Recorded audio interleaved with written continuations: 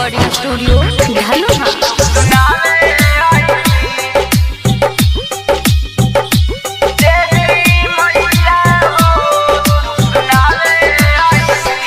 लेके ओढ़ौल के फूलावा चढ़ावे ओइनी, लेके ओढ़ौल के फूलावा चढ़ावे ओइनी।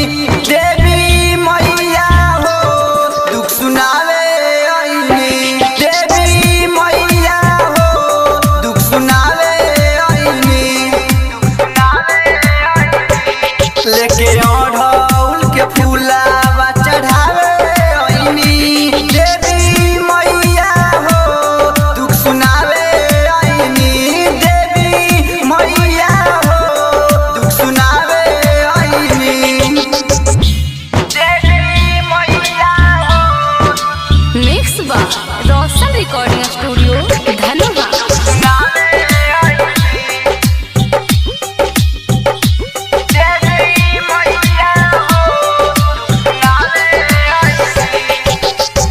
गोदिया में लाल नइखे लोग बोले ऐसे, मारली जेठानी ताना दोसरा के जइसे।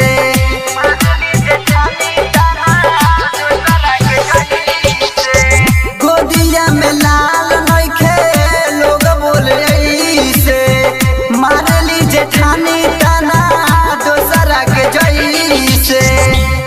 अपना सास जी के कोरोनी बतावे ओइनी, अपना सास जी के कोरोनी बतावे ओइनी। देवी मैया हो दुख सुनावे ओइनी, देवी मैया हो दुख सुनावे ओइनी, देवी मैया हो। मिक्स बा रोशन रिकॉर्डिंग स्टूडियो धनुहा।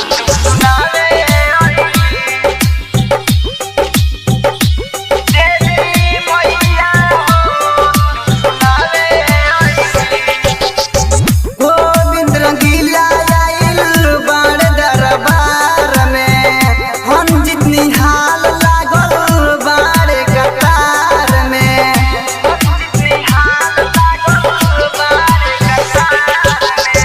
गोविंद रंगीला आइल बाड़ दरबार में, हम जितनी हाल लागल बाड़े कतार में। निपुआ मर्ज सिरावा